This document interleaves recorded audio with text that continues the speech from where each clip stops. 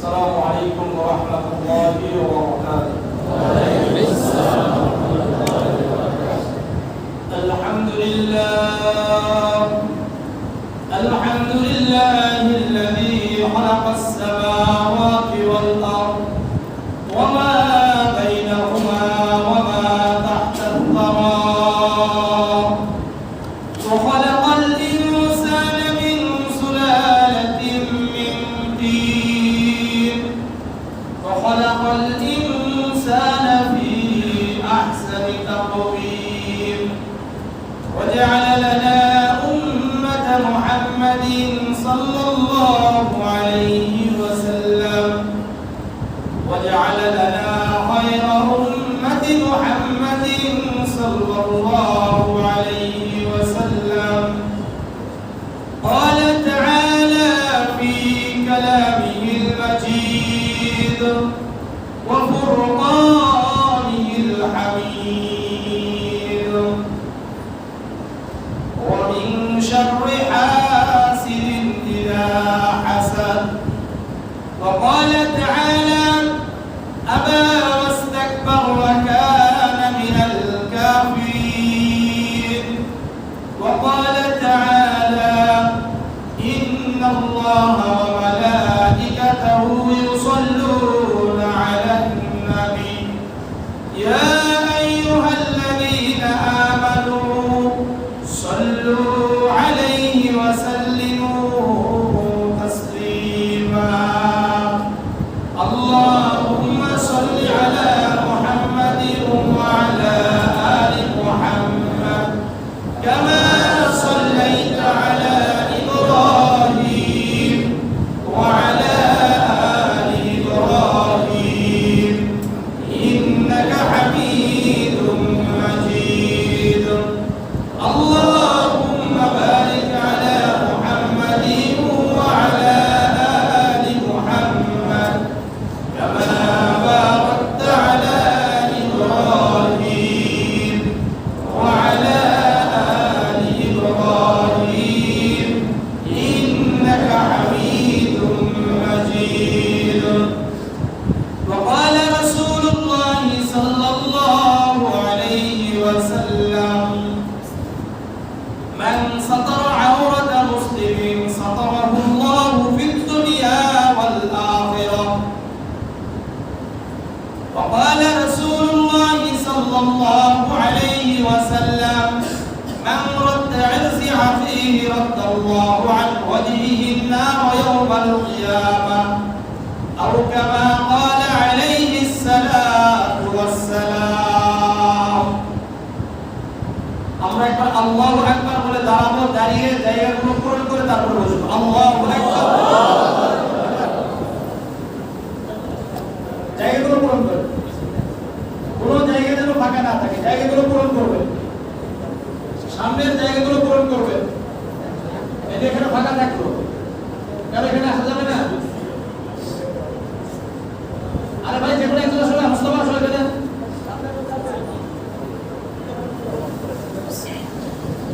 সুবহানাল্লাহ।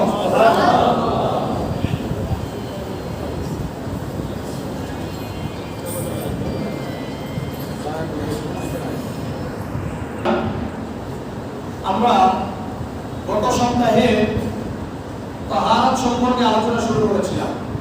তাহারাতের গুরুত্ব এটা সম্পর্কে আলোচনা করার পরে আমরা তাহারাতের প্রকার, তাহারাত কত প্রকার, how kinds of purification, পবিত্রতা কত প্রকার? দুই প্রকার। একটা হলো ইনসাইড পিউরিফিকেশন, আর একটা হলো আউটসাইড। ইনসাইড মানে কি? অভ্যন্তরীণ পবিত্রতা, আর একটা হলো বাহ্যিক পবিত্রতা। আমরা ভিতরের অনেকটা আমরা সবাই বুঝি যে বাহিরের পবিত্রতা কি কি, এটা মোটামুটি ভাবে সবাই বুঝি এবং এর থেকে পবিত্র থাকার জন্য চেষ্টাও করে। কিন্তু ভিতরের যে অপবিত্রতা আছে, এখান থেকে পবিত্র হতে হবে, এটা কেউ ভাবেও না। কিন্তু ভিতরে না যতক্ষণ পর্যন্ত ঠিক হবে, ততক্ষণ পর্যন্ত আমি আপনি মানুষ হতে পারবো না, মানুষ হতে পারবো না। ভিতরে পরিবর্তন হলেই এটার মূল্যায়ন হয়, ভিতরের পরিবর্তন না হলে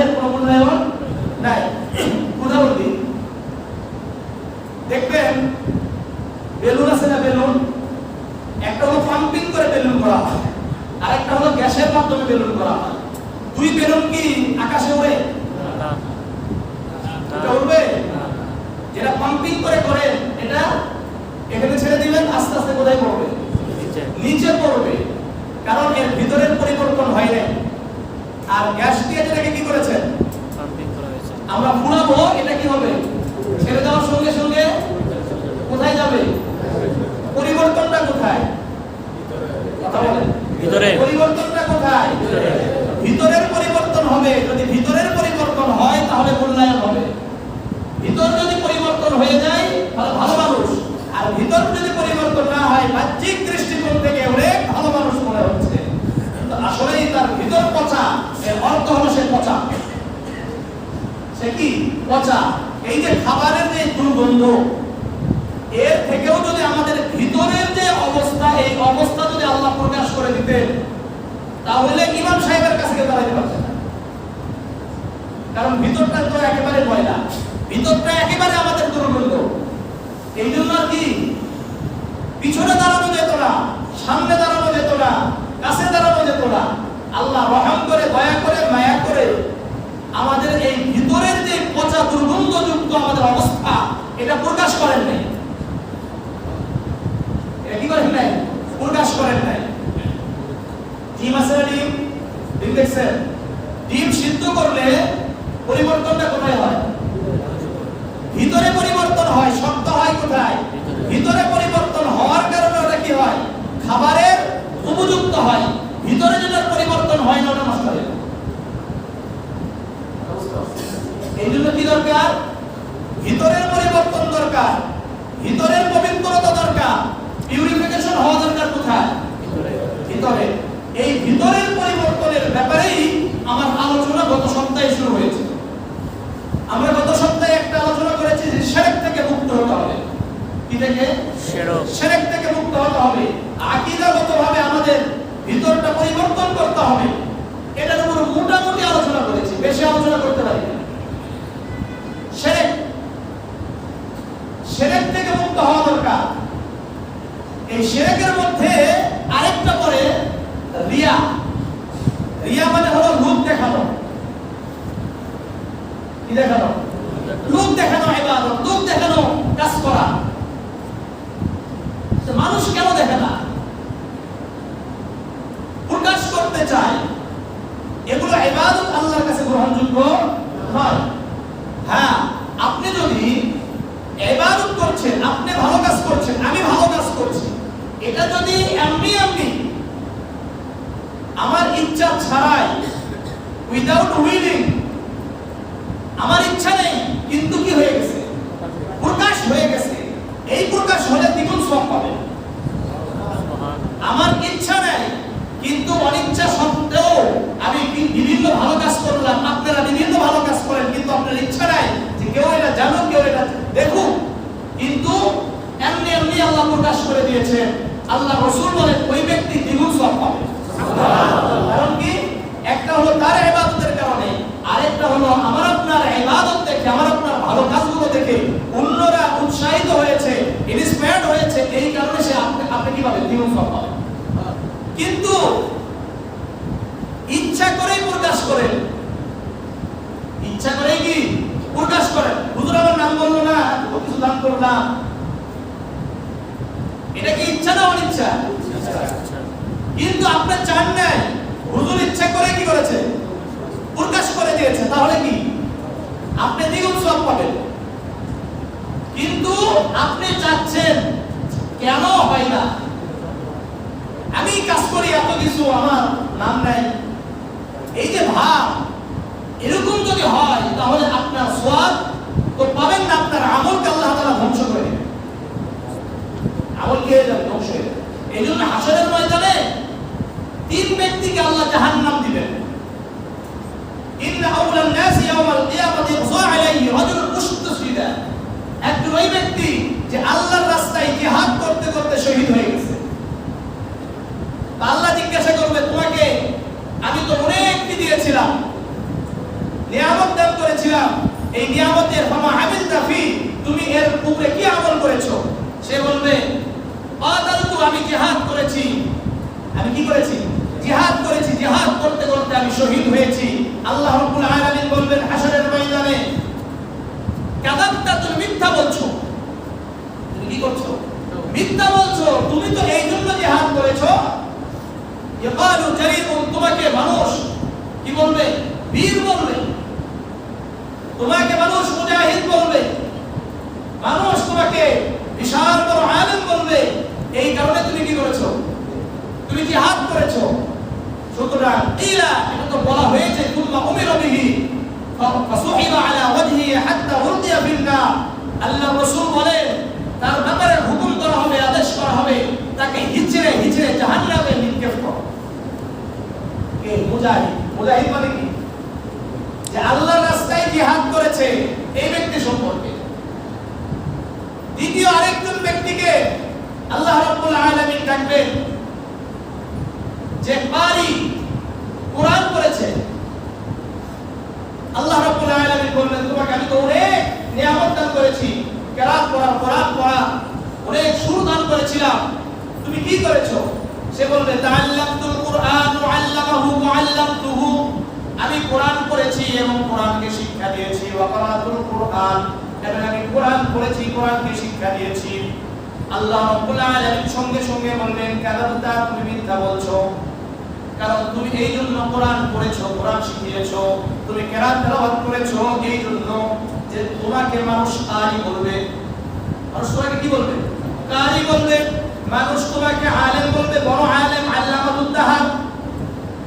পোস্টারে লেখা হয় নাই আল্লামা, কল করে কয়, বলে, হ্যাঁ আমি কি মুফতি হই নাই? আমি কি ডক্টরেট করি নাই? আপনারা আমার নামের শুরুতে আল্লামা লিখলেন না কেন? আমার নামের শুরুতে মুফতি লিখলেন না কেন? আপনাদের কি মনে হয় এরকম নাই? যারা ওয়াজ করে তারা জানে, যারা ওয়াজ করায় তারা জানে অবস্থাটা কোথায়। কেন আলেম লিখলেন না? কেন আল্লামা লিখলেন না? কেন মুফতি শব্দটা ইউজ করা হলো না? কেন বিশ্ববিখ্যাত আল্লামা লেখা হলো না? কেন মুফাসসিরে কোরআন লেখা হলো না? আমি বলি, বাংলাদেশে কে মুফাসসির একটু বলেন না একটু আপনি?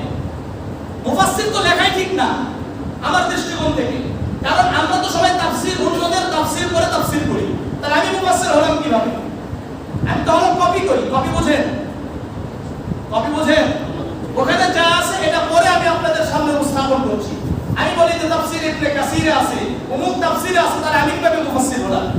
একটা কিতাব লেখেন, একটা তাফসীরের কিতাব লেখেন, 10 খণ্ড 20 খণ্ড লেখেন, এরপরে নিজেকে মুফাসসির বলে দাবি করবেন। এর আগে নয়, এর আগে নয়। কিন্তু আমরা তো সবাই মুফাসসির, আমরা সবাই মুফাসসির। এত সহজ নয়। এই যে এদের ব্যাপারে, আমার ব্যাপারে, আমি যদি আমার অন্তরের ভিতরে এটা থাকে যে আমাকে বড় আলেম মনে করবে, আমি বড় মুফতি, তাহলে আমি ওয়ালিউল্লাহকে হাশরের ময়দানে আল্লাহ রাব্বুল আলামিন জাহান্নামের ফেরেশতাদেরকে বলবে, এই ওয়ালিউল্লাহকে তোমরা হিচড়ে হিচড়ে জাহান্নামে নিক্ষেপ করো। এত সহজ করে করেন না। ভিতরে কি আছে? দেখানোর মনোভাব। আরেকজন ব্যক্তিকে ডাক দিবে, ডেকে বলবে, তোমাকে তো আমি অনেক নিয়ামত দান করেছি, তুমি কি করেছো? আয় আল্লাহ, আপনি আমাকে সম্পদ দিয়েছিলেন, আমি এমন কোন জায়গা নাই যে এখানে দান করি নাই। আমি দানবীর ছিলাম, এমন কোন জায়গা নাই যেখানে আমি দান করি নাই। আমি মসজিদে দান করেছি, আমি মাদ্রাসায় দান করেছি, আমি অমুক এতিমখানায় দান করেছি, অমুক জায়গায় দান করেছি, অনেক অনেক জায়গায় দান করেছি। কিন্তু দান করার পরে খানের উপরে লেখা ছিল হাজি অমুক, হাজি অমুক। আমি মসজিদের জায়গা দান করেছি, আমার বাবা দান করেছে, আমার দাদা দান করেছে, আমার 14 গোষ্ঠীর এই মসজিদের দাবিদার।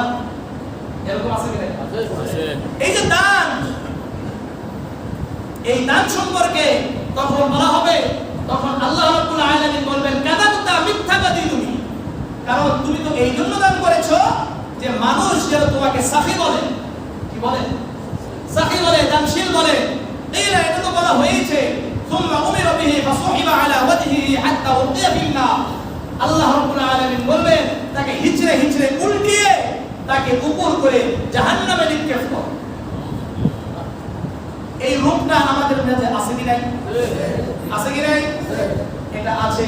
সুতরাং এই রিয়া থেকে আমাদের অন্তরকে পবিত্র করতে হবে। ভিতরে আসবে আস্তাগফিরুল্লাহ, আস্তাগফিরুল্লাহ। আমি অনেক জানি ভিতরে আসছে মানুষ আমার কি করে প্রশংসা করছে, হুজুর আপনি আলোচনা অনেক সুন্দর, আপনি অনেক কোরআন হাদিসের আলোকে আলোচনা করেন। সঙ্গে সঙ্গে ওই আলেমের বলা দরকার আস্তাগফিরুল্লাহ, লা হাওলা ওয়ালা কুওয়াতা ইল্লা বিল্লাহ, মাশাআল্লাহ, লা হাওলা ওয়ালা কুওয়াতা ইল্লা বিল্লাহ। এই যে নজর লাগা বলে না, হ্যাঁ? যদি কোনো ব্যক্তিকে আপনি বলেন যে আপনি অনেক বড় আলেম, এটাই নজর লাগা, এটাই কি নজর লাগা, বদনজর এটা। যদি বলেন আপনার চেহারা অনেক সুন্দর, আপনি তো অনেক স্মার্ট, আপনার গলা অনেক সুন্দর, এটাই বদনজর। এটাকে কি বলা হয়? বদনজর বলা হয়। বরং আল্লাহর রাসূল বলেন যখন মানুষের কোনো কিছু সুন্দর লাগবে সঙ্গে সঙ্গে বলবে মাশাআল্লাহ, লা হাওলা ওয়ালা কুওয়াতা ইল্লা বিল্লাহ।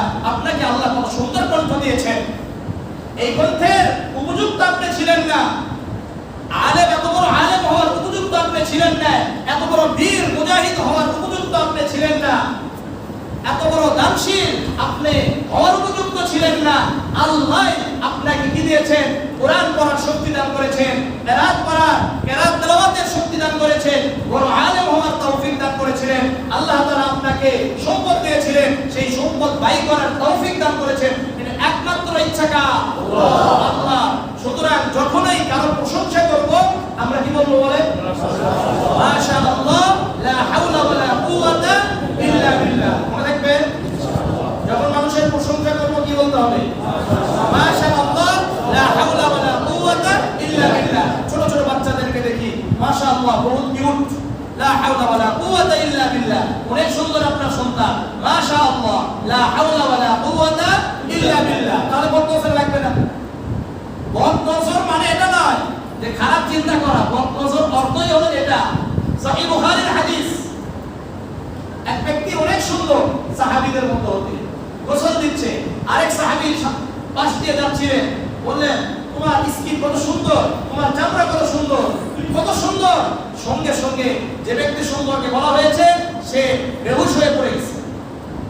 আল্লাহ রাসূলকে জানানো হলো, আল্লাহ রাসূল সাল্লাল্লাহু আলাইহি ওয়াসাল্লাম বললেন এটাই হলো বদনজর। তুমি এই কথা বলতে পারতে মাশাআল্লাহ, লা হাওলা ওয়ালা কুওয়াতা ইল্লা বিল্লাহ। সুতরাং কারো প্রশংসা করতে হলে কি বলতে হবে বলেন?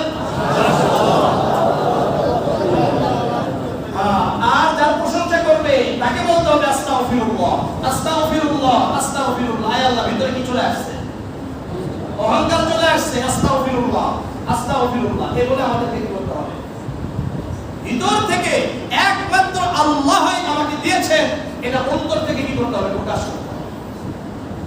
আমি কি ছিলাম না উপযুক্ত? ছিলাম না। আমি এর জন্য কি নয়, পারফেক্ট নয়, কিন্তু আল্লাহ আমাকে দয়া করে মায়া করে দিয়েছেন। এর নাম কি? রিয়া গেল। এর নাম কি গেছে? রিয়া, লোক দেখানো। আরেকটা আছে, সেটা হলো রাগ ভিতরে আছে। আছে কি নাই? রাগ তো প্রচুর, এত বেশি রাগ যে কথাই কথাই কি হয়ে যায়? রাগ হয়ে যায়। এরকম আমাদের মধ্যে আছে কি নাই? আমার মধ্যে আছে কি নাই? আমার মধ্যে অনেক বেশি রাগ। এই রাগ আল্লাহ রাসূলকে এক সাহাবী বলছেন, আবু হুরায়রা রাদিয়াল্লাহু তাআলা আনহু থেকে বর্ণিত, এসে বললেন আউসিনি ইয়া রাসূলুল্লাহ ইয়া হাবিবাল্লাহ, আমাকে একটু নসিহত করেন আমি কিভাবে চলবো। আল্লাহ রাসূল বললেন লা তাগদাব, রাগ করো না। ফারাদ্দাত যালিকা মিরারান, ওই ব্যক্তি ওই সাহাবী আল্লাহর রাসূলের কাছে বারবার বললেন আউসিনি, আমাকে আরো কিছু নসিহত করুন। আল্লাহর রাসূল বললেন লা তাগদাব, লা তাগদাব, লা তাগদাব। যতবার নসিহত করতে বলেছেন আল্লাহর রাসূল প্রত্যেকবার বলেছেন লা তাগদাব, তুমি রাগ হইও না, রাগ হইও না, তুমি রাগকে কন্ট্রোল করো। রাগকে কি করো? কন্ট্রোল করো, নিয়ন্ত্রণ করো, রাগ করো না। আপনাকে কেউ রাগ করাচ্ছে, আপনি চুপ হয়ে যান। আল্লাহ রাব্বুল আলামিন পাহাড় থেকেও আপনাকে কি করে দিবে? রাস্তা করে দিবে। রাগকে কন্ট্রোল করতে হবে। আমরা তো মনে করি একজন ব্যক্তি আমাকে দুটা কথা বলেছে, আমি যদি চারটা কথা না বলতে পারলাম তাহলে কেমন হলো? এটাকে কিন্তু আমরা কি মনে করি?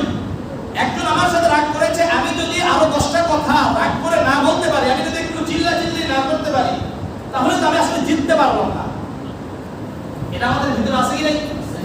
কিন্তু আল্লাহ রাসূল বলছেন লাইসা শাদীদু বিসুরআতি ইন্নামা শাদীদুল্লাযী ইয়ামলিকু নাফসাহু ইনদাল গাযাব। তোমাদের মধ্যে হয়তো ওই ব্যক্তি বীর নয় যে নাকি কুস্তিতে মারামারি করতে গিয়ে সে জিতে গেছে, এই ব্যক্তি বীর নয়, বরং ওই ব্যক্তি বীর যে ব্যক্তি নিজের রাগকে নিয়ন্ত্রণ করতে পারে, এই হলো সবচেয়ে বড় বীর। এটা কার ভাষায়? আল্লাহ রাসূলের ভাষায়। সুতরাং আমরা নিজেরা একটু চিন্তা করি, আমরা আমাদের রাগের সময় আমরা নিজেদেরকে নিয়ন্ত্রণ করতে পারি কিনা। আমার আপনার ভিতরে একটা জিনিস নেই, রাগের কারণে এই জিনিসটাও প্রকাশ হয়ে যায়। আপনার আমার মনের ভিতরে নেই, আমি বলতেও চাই না, কিন্তু রাগকে যারা নাকি কন্ট্রোল করতে পারে না, নিয়ন্ত্রণ করতে পারে না, তাদের ভিতর থেকে এমন কিছু শব্দ বের হয়ে যায় যেটা পরবর্তীতে লজ্জিত হতে হয়। কি হতে হয়? লজ্জিত হতে হয়। এই জন্য আগেই চিন্তা করতে হবে যে আমাকে রাগ হওয়া যাবে না। আপনি বলেন এই মনে করলেন এখানে হঠাৎ করে রাগারাগি হয়ে গেল, এখন একজন আরেকজনকে বলছে, একজনকে রাগ করাচ্ছে, সে যদি চুপ হয়ে যায়, আপনারা নিজেরা বলেন যে চুপ হয়ে গেল, তার সম্মান বৃদ্ধি পেল না কমে গেল? বৃদ্ধি পেয়েছে কিন্তু সবার কাছে। এমনকি যার বিরুদ্ধে রাগ হওয়ার কথা ছিল, যে রাগের কারণ হয়ে দাঁড়িয়েছে, সেও কিন্তু পরবর্তীতে চিন্তা করবে এই ব্যক্তি তো রাগ হলো না, এই ব্যক্তি তো আমাকে ছাড় দিল, এই ব্যক্তি তো আমাকে ক্ষমা করে দিল, আসলে এই ব্যক্তিটা ভালো। কিন্তু যদি আমি রাগের পরিবর্তে নিজেও উল্টা রাগ করি এবং তাকেও কিছু শুনিয়ে দিই, তাহলে কি হয়ে গেল? শুধু হয়ে গেল, কি হলো না? কিন্তু সবার কাছে কিন্তু আপনিও কি হলেন, আমিও কি হলাম? ছোট হয়ে গেলাম, লজ্জিত হলাম না, বরং আল্লাহ রাব্বুল আলামিন আমার মর্যাদাকে বৃদ্ধি করে দেন। মর্যাদা কি করবেন? বৃদ্ধি করে দিবেন। এই রাগের ব্যাপারে একটা ঘটনা আপনাদের কাছে এর আগেও বলেছিলাম। এক ছেলে খুব রাগকে কন্ট্রোল করতে পারে না, বাবা মা কিছু না বলতেই চেতে যায়, রাগ হয়ে যায়। এখন বাবার কাছে এক সময় এসে বলছে, বাবা আমি নিজের রাগকে কন্ট্রোল করতে চাই, রাগ থেকে আমি মুক্তি পেতে চাই, কি করব? বাবা বলছে যে ঠিক আছে, ওই যে ওয়ার্ডরোব আছে, ওখানে দুটো জিনিস রাখা আছে, যাও ওটা নিয়ে আসো। ওয়ার্ডরোবের ভিতরে গিয়ে দেখে একটা হলো হাতুড়ি আর একটা কিছু আর কিছু পেরেক বলে লোহা কাটা নিয়ে আসছে। আসার পরে বলছে, বাবা এই তো আমি নিয়ে আসছি। এখন বাবা বলছে, এই যে হাতুড়ি তোমার হাতে নাও আর এই পেরেকগুলো নাও। আমাদের বাসার যে দেয়াল আছে, বাহিরের যে দেয়াল আছে, সুন্দর দেয়াল, যখনই তোমার রাগ হবে সঙ্গে সঙ্গে একটা করে পেরেক তুমি কি করবে? দেওয়ালে ফুটবে। এখন প্রথম দিন কথাই তো কি রাগ, কিছু না হতেই রাগ, যখনই রাগ হয় সঙ্গে সঙ্গে একটা করে কি করে? পেরেক দেওয়ালে ফুটছে। প্রথম দিন খালি রাগ আর রাগ, কিন্তু কুত্তেও খেলা আছে কি নাই? কষ্ট আছে কি নাই? এটা কি সহজ কাজ না কঠিন কাজ? কঠিন কাজ। প্রথম দিন ধরে 50টা কি করছে? পেরেক মারছে। এখন চিন্তা করবো, হাই হাই রাগ হলেই তো পেরেক মারতে হয়, তাহলে রাগ কমানো দরকার আছে কি নাই? এখন প্রথম দিন 50, এরপরে আস্তে আস্তে 40, 30, 20 করতে করতে কত আসছে? একেবারে শূন্যের কোটায় চলে আসছে। যখন দেখে যে শূন্যের কোটায় চলে আসছে, না আর কি হয় না, রাগ হয় না। কারণ রাগ হলে কি করতে হবে? পেরেক মারতে হবে। রাগ হলে পেরেক করতে হবে, রাগ করা যাবে না, রাগ করা যাবে না। বাবার কাছে এসে বলছে, বাবা আজকে একদম পেরেক মারতে হয় নাই, কারণ আজকে সারাদিন আমার রাগে হয়নি। সুবহানাল্লাহ। কারণ রাগ হলে কি করতে হবে? পেরেক মারতে হবে। বাবা বলছে, আলহামদুলিল্লাহ, অনেক সুন্দর কথা। তাহলে বাবা আজকে থেকে আরেকটা কাজ করতে হবে, কারণ এটাকে তো কি রাখতে হবে? কন্টিনিউ রাখতে হবে। তাহলে তোমার কি করা দরকার? এই যতগুলো এতদিন পর্যন্ত তুমি যত পেরেক মারছো, এই কাঁটাগুলো দেওয়ালে কুঁচছো, এগুলো আবার কি করতে হবে? বের করতে হবে। মারা পোতা যে পরিমাণ খেলার কথা আর যে পরিমাণ কঠিন, এটাকে বের করা আরো বেশি কঠিন, ঠিক গেছে, তুলতেছে অনেক কষ্ট, তারপরেও কি রাগ হওয়া যাবে না, রাগ করা যাবে না। এই জন্য সবগুলো তুলছে, তোলার পরে বাবাকে এসে বলছে, বাবা সব তুলছি, আমার আর রাগ হয় না। এখন বাবা অনেক খুশি হয়ে সন্তানের ঘাড়ে হাত দিয়ে বলছে, বাবা চলো একটু ঘুরে আসি বাহির থেকে। বাইরে ঘুরতে গেছে, গিয়ে ওই দেয়ালের দিকে তাকায়, আর তাকিয়ে বলে, দেখো বাবা, দেয়ালটা কত সুন্দর ছিল, কিন্তু এই দেয়ালে পেরেকগুলো পোতার কারণে, লোহাগুলো পোতার কারণে, কাঁটাগুলো পোতার কারণে এটার সুরত, অর্থাৎ এটার সৌন্দর্য নষ্ট হয়েছে কি হয় নাই? সন্তান বলে, অবশ্যই নষ্ট হয়েছে। বাবা এখন সন্তানকে বলছে, যখন তুমি রাগ হও সঙ্গে সঙ্গে তুমি কাউকে কোনো কথা শুনিয়ে দাও, হয়তোবা পরবর্তীতে একান্তই বিনতি করে এটাকে ক্ষমা চাও, সেও ক্ষমা করে দেয়, কিন্তু তোমার অন্তরেও কিন্তু একটা দাগ পড়ে গেল, এবং যাকে তুমি গালি দিয়েছো, রাগ করে কথা বলেছো, তার অন্তরেও কিন্তু একটা দাগ পড়ে গেছে। বুঝতে কি বলে নাই? এই দাগটা কিন্তু আর মুছবে না, এই দাগটা আর মুছবে না। ঠিক তেমনি ভাবে আমাদেরও কথা হলো, আজকে আমি রাগ হয়ে একটি কথা বলছি, বলার পরে চিন্তা করেন তো দেখি, যাকে আমি কথা বলছি তার অন্তরে ছিদ্র হচ্ছে কি হচ্ছে না? এই জন্য আলী রাদিয়াল্লাহু তাআলা আনহু বলেছেন, যারা হাদুস সিনান ইলা হাত্তায়ামু ওয়া লা ইয়ালতামু মা জারাহাল লিসানু। তরবারির আঘাত থেকেও বেশি কঠিন আর মারাত্মক আঘাত হলো কথার আঘাত।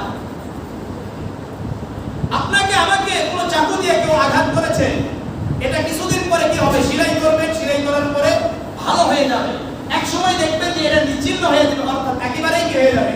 মিশে যাবে, আর দেখা যাবে না।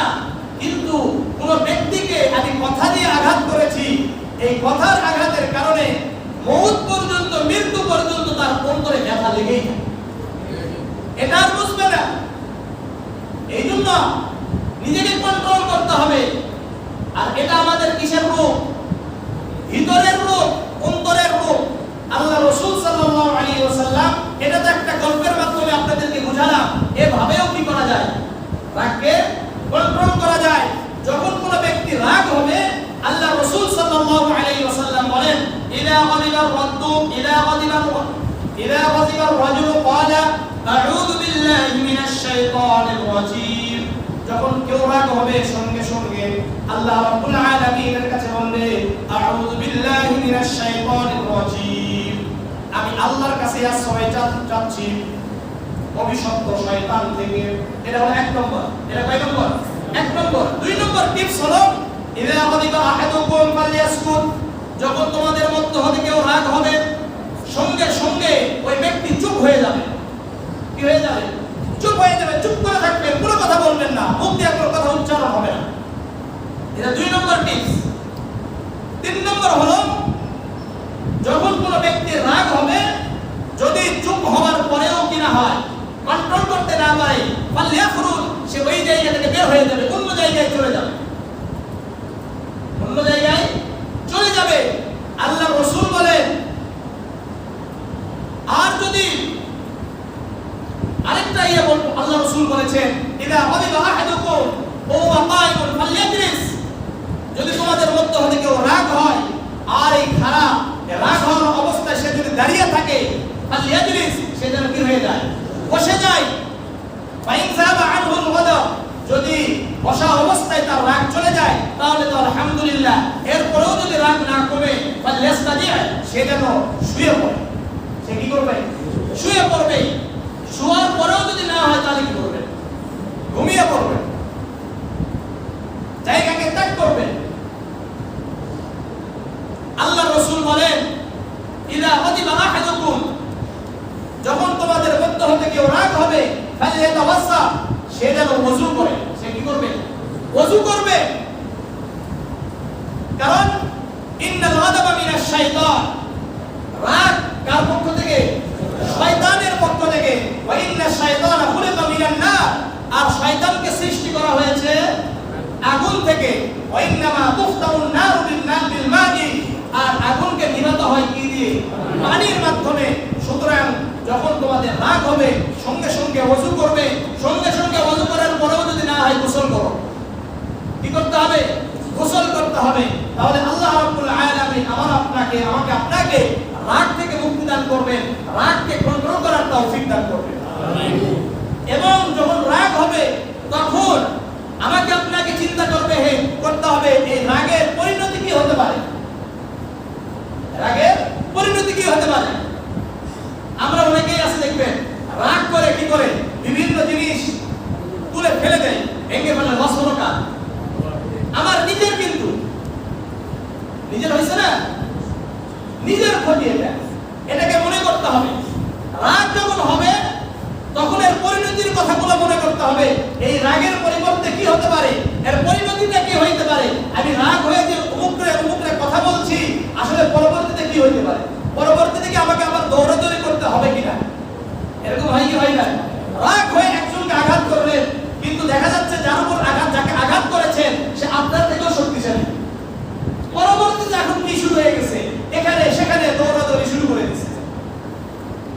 এই জন্য রাগ সম্পর্কে কোরআনে আরো কথা আসছে, খুদিল আফওয়া ওয়া'মুর বিল উরফি ওয়া'রিদ আনিল জাহিলিন।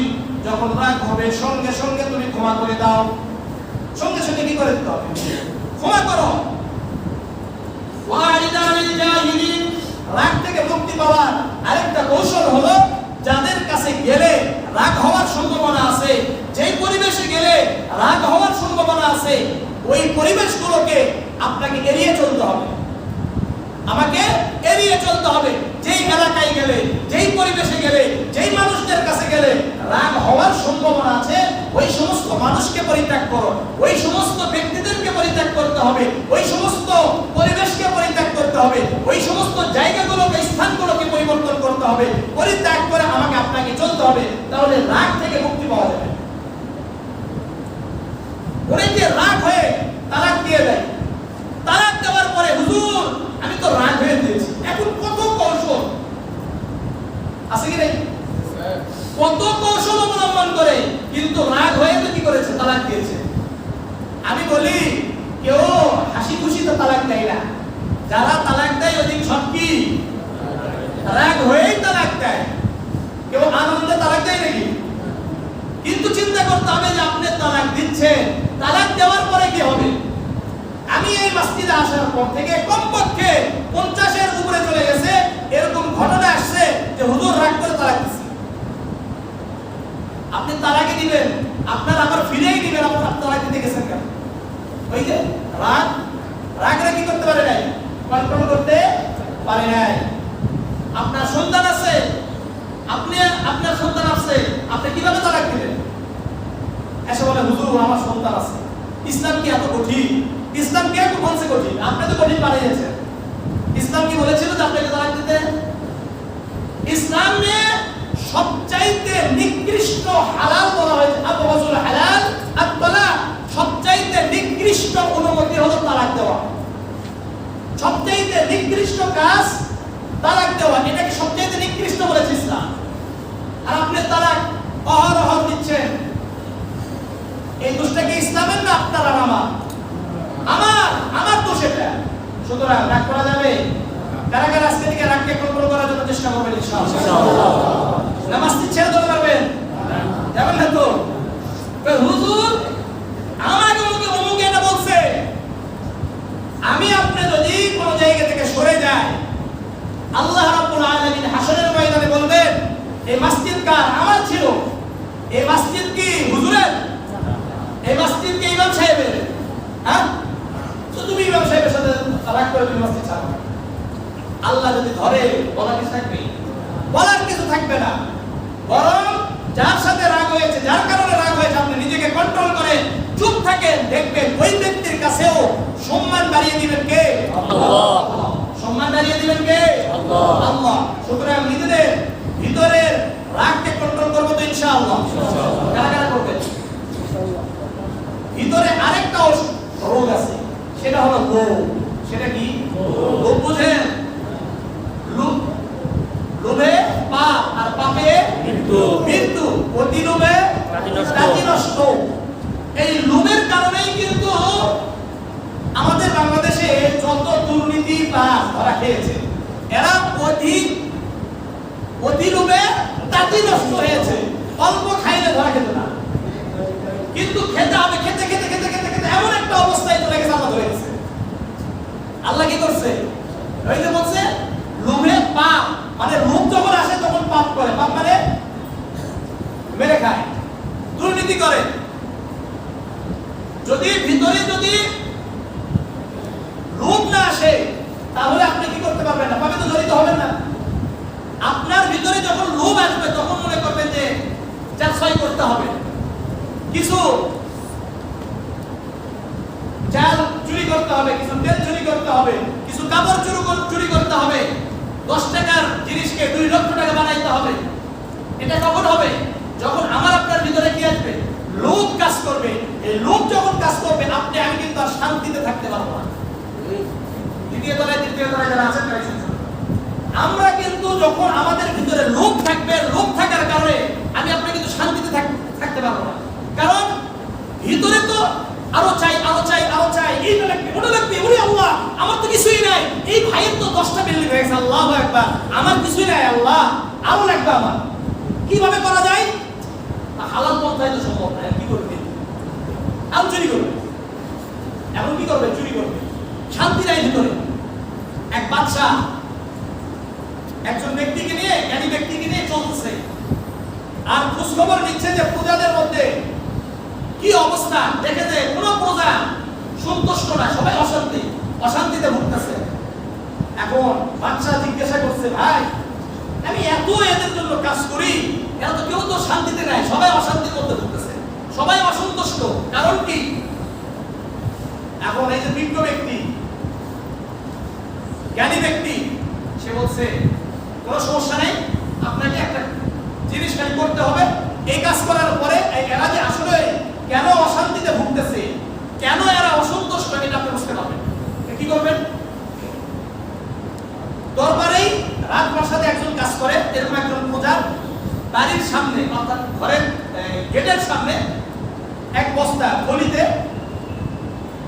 গোল্ড কয়েন আছে না, মানে স্বর্ণ মুদ্রা, এটা 99টা ঢুকিয়েছে। কয়টা? 99টা, 99 ঢুকিয়ে ভিতরে একটা কাগজে লিখে দিয়েছে যে মিয়াতুন 100। কত? দেখছে 100 স্বর্ণ মুদ্রা এখানে আছে, বাংলাতে হয়, কিন্তু ঢুকিয়েছে কয়টা? 99টা। এখন ফজরের সময় হঠাৎ করে খুলে দেখে, কি এত সুন্দর, আল্লাহু আকবার, এটা আল্লাহর পক্ষ থেকে আসছে। স্বর্ণ মুদ্রা ব্যাগ নিয়ে ঢুকাইছে, ঢুকিয়ে কোনা শুরু করছে 1 2 3 4 5 6 7 8 9 10 11 12 13 থেকে এবার 99 পর্যন্ত, কিন্তু কাগজে লেখা আছে কত? 100। না আছে তো 100, হয় কেন 99? আবার কোনা শুরু 1 2 3 4 5 6 7 8 9, কাজ হচ্ছে না, আবার কোনা শুরু। এইভাবে কোনা শেষ হয় না। স্ত্রী কয় তুমি একটু গুলো দেখি, স্ত্রীর কোনো হয় না, ভাই ছেলে কয় তুমি একটু গুলো, না হয় না, ভাইকে ডাকছে, ভাইকে বলে তুমি একটু গুলো। এভাবে সারাদিন অনেক বন্ধু বান্ধব যারা আছে একবারে কাছে, তাদেরকে ডেকে এনে কি করছে, গুনাইছে, কিন্তু কি হয় না, 100 পূর্ণ হয় না। কত হয় না? 100 পূর্ণ হয় না। কোন খারাপ? একদিন দুই দিন দেখে, আচ্ছা মন খারাপ কেন? ডাকছে, এই শোনো তো, তুমি কাজে আসো কিন্তু মন খারাপ কেন? এখন ভিতরে তো আর কথা রাখতে পারে নাই। বাদশাকে এসে বলে, বাদশা আমার বাড়ির সামনে হঠাৎ দেখলাম ফজরের সময় একটা স্বর্ণ মুদ্রার থলি,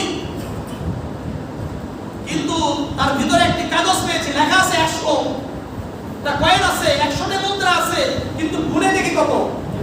99টা। এই সুখে আমার আর কি হচ্ছে না, ঘুম হয় না, আমি অশান্তিতে ভুগছি। এখন বলে আছে কত? 99টা। 99টা পাওয়ার পরেও তার কি নাই? শান্তি নাই, কারণ পেতে হবে কত? 100। ঠিক তেমনি ভাবে আল্লাহ আমাকে কত ভালো রাখছে এটা চিন্তা নেই। আপনি রাস্তা দিয়ে বের হন, মসজিদ থেকে বের হন, আমি মসজিদ থেকে বের হওয়ার পরে কত মানুষ, ভাই 10টা টাকা দেন, ভাই 10টা টাকা দেন, ভাই 5টা টাকা দেন, 20টা টাকা দেন, এটা চিন্তা করতে পারি না যে এই ব্যক্তি আমার জায়গায় ওই ব্যক্তি হতে পারতো, আর আমি ওই ব্যক্তির জায়গায় হতে পারতাম। আল্লাহ আমাকে রাস্তার ফকির বানাতে পারতেন, কিন্তু আল্লাহ তাআলা আমাকে রাস্তার ফকির না বানিয়ে আল্লাহ তাআলা আমাকে দাতা হিসেবে কবুল করছেন। আল্লাহ তাআলা আমাকে দুমুঠো খাবার নিজে নিজে ইনকাম করে খাওয়ার তৌফিক দান করছেন, আল্লাহ আমাকে তো ফকির বানাই নাই, এই চিন্তা আমাদের ভিতরে নেই। ওই মানে 99টা পাওয়ার পরেও কি নাই? শান্তি নাই। পেতে হবে কত? 100। এই জন্য চেষ্টা করতে হবে যে অর্থাৎ অল্পতে কি হতে হবে? তুষ্ট হতে হবে। যদি এটা হয় তাহলে আমার ভিতরে শান্তি আসবে। আর যদি শুধুমাত্র উপরের দিকে তাকান তাহলে কোনোদিন শান্তি পাবেন না, আমিও শান্তি পাবো না, আপনারাও শান্তি পাবেন না। এই জন্য আল্লাহ রাসূল বলে, উনজুরু ইলা আসফালা মিনকুম, তোমরা তোমাদের নিচের দিকে তাকাও, অর্থাৎ তোমার থেকে যারা আরো নিচে অবস্থানে আছে, যারা আরো খারাপ অবস্থায় আছে তাদের দিকে তাকাও, তাহলে তোমার শুকর আদায় করা সহজ হয়ে যাবে। কিন্তু আমরা কি করি? খালি বিল্ডিং থেকে উপরের দিকে, হায় হায় আমার একতলা একতলা কেন, আমার একতলা আমার ভাইয়ের 5 তলা কেন, তাহলে 5 তলা বানাইতে হবে। 5 তলা হয়ে গেছে, এখন হওয়ার পরে না 2টা বিল্ডিং, আমার একটা হবে কেন? 2টা করতে হবে। 2টা করার পরে আরেকজনের 3টা দেখছে, 3টা হতেই হবে। 3টা হওয়ার পরে কই 4টা, 4টা হওয়ার পরে কই 5টা, না হলে হবেই না। এইভাবে করতে করতে কোথায় চলে গেছে? কবরে চলে গেছে। এমপি আসলামুল হক সাহেবের নাম কারা জানেন? জানেন? হ্যাঁ, এত লোভ করতে করতে কয় কোটি, কয়েকশো কোটি ঋণ, কয়েকশো কোটি ঋণ, কিছু আছে কিছু নাই। ঋণ করতে করতে এটা খাবো ওটা খাবো ওটা খাবো ওটা খাবো, খেতে খেতে পুরো দুনিয়াটা খাওয়ার চিন্তা ভাবনা, তাহলে তো আপনি শান্তি পাবেন না। আপনার ভিতরে যদি থাকে যে আল্লাহ আমাকে যা দিয়েছেন আলহামদুলিল্লাহ, আল্লাহ আমাকে যা দিয়েছেন আলহামদুলিল্লাহ, বারবার আলহামদুলিল্লাহ আলহামদুলিল্লাহ, আর গরিবদেরকে দান করে আপনি শুকরিয়া আদায় করেন, দেখবেন যে আপনি শান্তি পাবেন। আপনি কি পাবেন? শান্তি পাবেন। অল্পতে তুষ্ট হওয়াটা শান্তির কারণ হবে। অল্পতে যে ব্যক্তি তুষ্ট হতে পারে সে কি হয় না? শান্তিতে ঘুমাতে পারবে না। এই জন্য এই রূপ আমাদের সবার ভিতরে আছে। রূপ আছে কি নাই? আছে। এই রূপ যদি থাকে তাহলে আপনি কিন্তু আমি কিন্তু ধ্বংস হয়ে যাব। লোভ যদি থাকে তাহলে আস্তে আস্তে আপনি বিভিন্ন গুনাহে লিপ্ত হবেন, আমি বিভিন্ন গুনাহে লিপ্ত হব। কি হবে না? ধরে নেন, আপনাদের উদাহরণ দিচ্ছি না, আমার উদাহরণ দিচ্ছি। আমাকে বেতন দেয় মনে করলেন 20-এর উপরে, এখন চিন্তা করলাম না আরো 10,000 টাকা কিভাবে হয়, এখন চিন্তা করলাম যে কি করা যায় কি করা যায়। এখন আমি চিন্তা করলাম যে একটা সুযোগ আছে, এই বিভিন্ন যারা মুসল্লি সবাই তো আমার জন্য কি অন্ধভক্ত, এখন এই অন্ধভক্তদের ভিতরে এমন কিছু ঢুকিয়ে দেওয়া যেখান থেকে কিছু ইনকাম হয়, যেখান থেকে কিছু কি আছে ইনকাম আছে। এই ইনকামের চিন্তা ভাবনা আছে কি নাই? আছে কি নাই? এমন কিছু কথা ভিতরে ঢুকিয়ে দেয়, ভয়ে কইছে না হুজুরকে তাহলে কিছু দেওয়া লাগবে, হুজুরকে কিছু দিতে হবে। আরে তোমরা তো আকিকাই করো নাই, আকিকার টাকা আমারে দাও, আমি একবার সহিভাবে আকিকা করে দেব। আপনি আবার সহিভাবে আকিকা করবেন কিভাবে? ওই আকিকার টাকাটাও খায়, এরকম আছে কি নাই? যাকাতের টাকাগুলোও খায়, এরকম আছে। আপনাদের ভিতরে যেমন লোভ আছে এরকম আলেমদের ভিতরে লোভ আছে না নাই? সবার পরিচ্ছন্ন হতে হবে, সবার অন্তরকে পবিত্র করতে হবে এই লোভ থেকে। যারা লোভ থেকে বাঁচতে পারবে না মনে করবেন শেষ। এ যত বড় ইমাম হোক না কেন, যত বড় আলেম হোক না কেন, সে ধ্বংস। এই জন্য মুরাকাবা করতে হবে। কি করতে হবে? মুরাকাবা করতে হবে। অনেকে কিন্তু মুরাকাবারে অস্বীকার করে, ধ্যান করাকে অস্বীকার করে, আল্লাহর ওলিদেরকে অস্বীকার করে। এটা দরকার। আপনার যদি মুরব্বি না থাকে আপনি সহজে কি হতে পারবেন না, পরিবর্তন হতে পারবেন না। এই জন্য মুরব্বি ধরা দরকার। এই মুরব্বিদেরকে ফার্সি ভাষায় পীর বলে, আরবিতে শায়েখ বলে, মুর্শিদ বলে, যেটাই বলেন না কেন সব কিছুর মূলে এটাই, যারা কোরআন এবং হাদিসের আলোকে আপনাকে সহিহ রাস্তায়, কোরআন এবং হাদিসের রাস্তায় আপনাকে চলাবে, ওই ব্যক্তির সাথে আমার আপনার থাকা দরকার। কথা বুঝতে পারছেন? লোভ থেকে আমাদেরকে কি হতে হবে?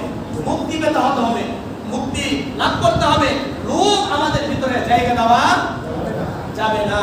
এটা কিসের পবিত্রতা? অন্তরের পবিত্রতা। তাহলে শিরক থেকে আমাদের অন্তরকে পবিত্র করতে হবে। এরপরে কথা বলে না, রিয়া থেকে পবিত্র করতে হবে, রাগ থেকে পবিত্র করতে হবে, লোভ থেকে পবিত্র করতে হবে।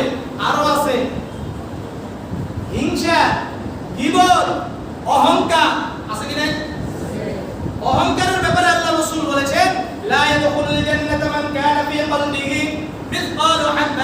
কলবিহি মিন খারদালিন মিন কিবারিন, যার অন্তরে তীর পরিমাণ সরষের দানা পরিমাণ অহংকার থাকবে, ওই ব্যক্তি জান্নাতে প্রবেশ করতে পারবে না। ولا يدخل النار من كان في قلبه مثقال حبة من خردل من إيمان, আর যার অন্তরে বিন্দুমাত্র ঈমান থাকবে ওই ব্যক্তি জাহান্নামে প্রবেশ করবে না। ঈমানের পরিবর্তে, ঈমানের বিপরীত শব্দ কি বলেন তো? কুফর, তাই না?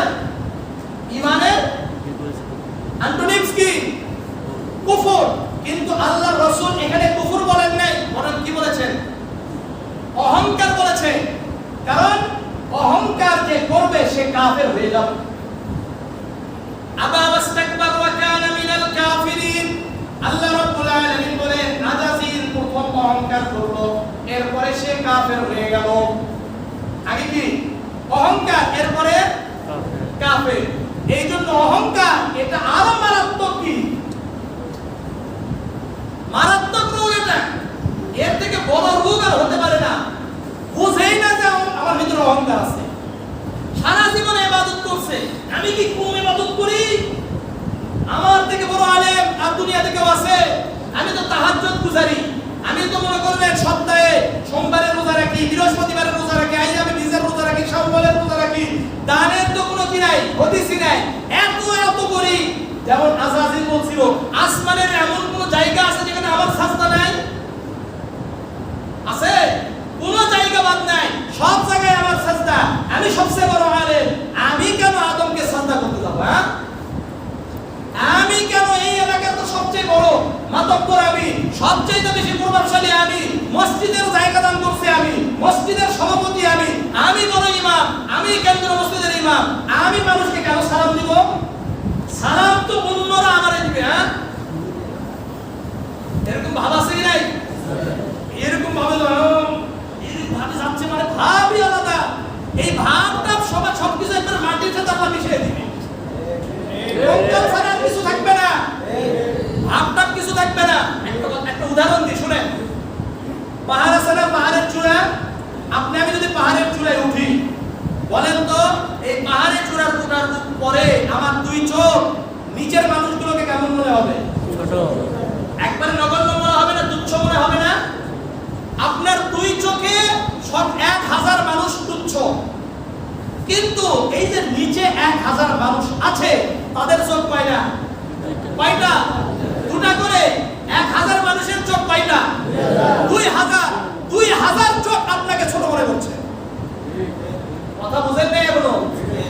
পাহাড়ের চূড়ায় উঠে আপনার দুই চোখ 1000 মানুষকে দেখে কিভাবে ছোট করে, নগণ্য মনে করছে, তুচ্ছ মনে করছে।